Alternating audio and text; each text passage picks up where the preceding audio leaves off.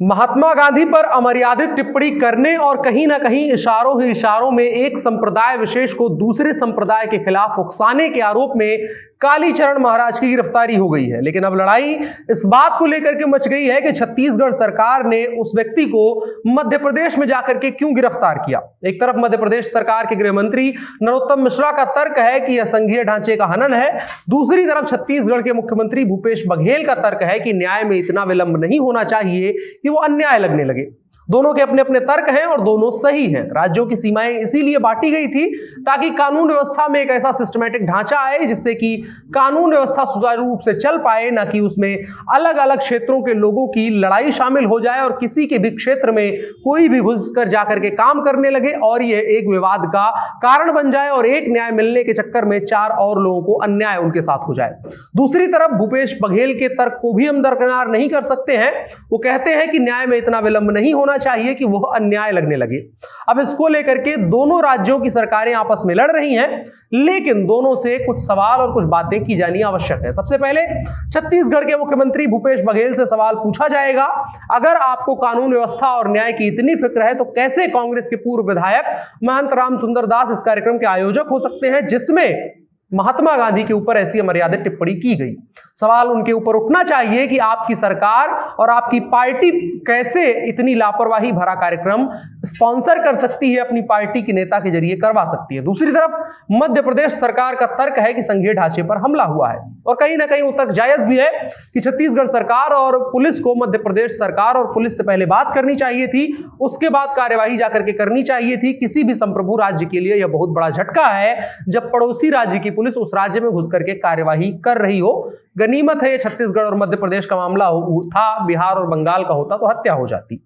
खैर, उस राज्य की पुलिस को इस बात की खबर भी नहीं है कि लेकिन ये तमाम कार्यवाही हुई, छत्तीसगढ़ पुलिस जाकर के मध्य प्रदेश में गिरफ्तार कर लेती है, लेकिन वहां की पुलिस को इस बात की खबर भी नहीं है। लेकिन मध्य प्रदेश सरकार से यह सवाल पूछा जाना चाहिए कि जब कालीचरण के नाम का अरेस्ट वारंट जारी हो गया था, नेशनल मीडिया में उसकी बात की जा रही थी, तो आपकी पुलिस क्या कर रही थी जब वो आपके राज्य में आकर के छुपा था। और कहीं ना कहीं आपका संघीय ढांचा तभी फेल हो गया था जब एक अपराधी आपके राज्य में आकर के शरण ले रहा था, इसलिए दूसरे राज्य की पुलिस को आकर के वहां पर कार्यवाही करनी पड़ी।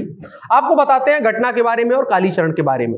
बीते 26 दिसंबर को छत्तीसगढ़ में एक धर्म संसद हुई थी जिसमें कांग्रेस नेता समेत कई धर्म के तथाकथित बहुत बड़े बड़े लोग शामिल थे, जिसमें कालीचरण महाराज ने राष्ट्रपिता गांधी के लिए अपशब्दों का प्रयोग किया और साथ ही साथ महात्मा गांधी को गोली मारने वाले नाथूराम गोडसे को धन्यवाद ज्ञापित किया कि महात्मा गांधी की उन्होंने हत्या कर दी। इस दौरान कालीचरण ने कहा कि ये लोग समाज के कैंसर हैं और इनको हटाने के लिए सर्जरी की आवश्यकता है। गांधी पर दिए गए बयान के अलावा इस बयान पर बवाल मचा है और एक बयान है, उसमें कालीचरण ने कहा है कि मैं आपको दंगे भड़काने के लिए नहीं कह रहा हूं। सामने वाली भीड़ को संबोधित करते हुए कहते हैं कोई आवश्यकता भी नहीं है दंगे भड़काने की, आपको दंगे और साथ साथ आप दंगों के लिए तैयार भी नहीं है, जबकि एक दूसरा वर्ग पूरी तरह से तैयार है। अगर आपके पास पुलिस नहीं होती तो हम लोग कब के खत्म हो गए थे। और यह बयान जब वायरल हुआ, इस पर तमाम विवाद मचा, तो इस पर स्पष्टीकरण देते हुए कालीपुत्र कालीचरण का गांधीवाद पर स्पष्टीकरण हेडिंग के साथ कालीचरण ने एक वीडियो बना करके यूट्यूब पर डाला, जिसमें वो तमाम तथ्य अपने बचाव के तौर पर इस्तेमाल कर रहे हैं। जिसमें ऐसा कहा गया है कि जब प्रधानमंत्री बनने की बात आई थी तो 14 वोट सरदार वल्लभ भाई पटेल के पक्ष में थे और नेहरू के पक्ष में एक भी वोट नहीं था, लेकिन गांधी जी ने फिर भी उनको प्रधानमंत्री बनाया। गांधी नेहरू ने मिलकर के भारत की राजनीति को खराब कर दिया। भारत फिर से सोने की चिड़िया बन सकता था अगर वल्लभ भाई पटेल प्रधानमंत्री बनते, तो भारत जगत गुरु भी बन जाता और अमेरिका से भी बड़ी ताकत आज विश्व में भारत आज की तारीख में होता है। इसके अलावा कालीचरण उसी वीडियो में ये कह रहे हैं और गाने पर सवाल उठा रहे हैं कि दे दी हमें आजादी, बिना खड़क बिना ढाल लिखने वाले लेखक को पीटा जाना चाहिए, वो पीटे जाने का अधिकारी है। भगत सिंह, राजगुरु, सुखदेव, चंद्रशेखर आजाद, सुभाष चंद्र बोस समेत जिन क्रांतिकारियों ने अपनी जान दे दी, क्या उन्होंने देश की आजादी में कोई अपना योगदान नहीं दिया? कालीचरण यही नहीं रुकता है, उन्होंने यह भी कहा कि गांधी यह कहा करते थे कि देश का बंटवारा मेरी लाश के ऊपर होगा, लेकिन जब भारत और पाकिस्तान का बंटवारा हुआ, गांधी जी जिंदा थे, लाखों हिंदू और सिख उन दंगों के दौरान मारे गए। जिन्ना के द्वारा आह्वान किए गए डायरेक्ट एक्शन डे के दिन 27 लाख हिंदू मारे गए। लाशों को पाकिस्तान से ट्रेनों में भर करके भेजा गया हिंदुस्तान। हिंदुस्तानी महिलाओं का, हिंदू और सिख महिलाओं का सामूहिक बलात्कार हुआ। इसके अलावा कालीचरण ने कहा कि गांधी जी अनशन पर बैठ गए थे ताकि भारत की तरफ से 55 करोड़ रुपए पाकिस्तान को दिए जाएं। इसके साथ साथ कालीचरण ने तमाम अर्धसत्य और अर्ध प्रमाणिक तथ्यों का सहारा लेकर के अपने आप को बचाया और उस वीडियो में गांधी जी पर और भी आरोप लगाए। इस वीडियो में वो ये भी कहते नजर आ रहे हैं कि जब वीर सावरकर ने भारत से, लोकतांत्रिक भारत से, आजाद भारत से वर्ण व्यवस्था को खत्म करने के लिए कहा तो गांधी जी ने साफ तौर पर इससे इनकार कर दिया था। इसके अलावा जब डॉक्टर भीमराव अंबेडकर ने संस्कृत को राष्ट्रभाषा का दर्जा देने की बात की तो भी गांधी जी ने इस पर कोई एक्शन नहीं लिया और इसको लेकर के कुछ नहीं बोले।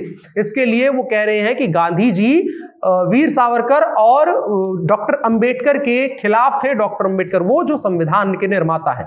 इसके अलावा भी कालीचरण ने कहा कि कोई भी इस देश का पिता नहीं हो सकता है। अनगिनत दशकों के इतिहास वाले देश का कोई पिता कैसे हो सकता है जो बमुश्किल 200 साल पहले पैदा हुआ हो। इन्हीं तमाम अर्धसत्य और अर्ध प्रमाणिक बातों का सहारा लेकर के कालीचरण उस वीडियो में खुद को बचाते हुए नजर आते हैं।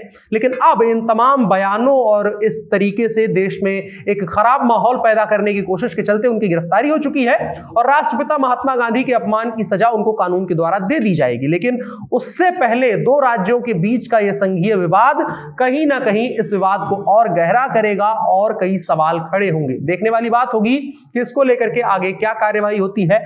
आपकी क्या राय है कमेंट बॉक्स में हमें बता सकते हैं और साथ ही साथ इस वीडियो को शेयर भी कर सकते हैं लोगों को यह बताने के लिए कि अर्धसत्य और अर्ध प्रमाणिक बातों को इस तरीके से सार्वजनिक मंचों पर उकसाने के लिए भीड़ को इस्तेमाल ना किया जाए। मेरा नाम अनुराग मिश्रा है, आप जनता जंक्शन देख रहे हैं। कैमरे पर मेरे साथ ओम प्रकाश हैं। शुक्रिया।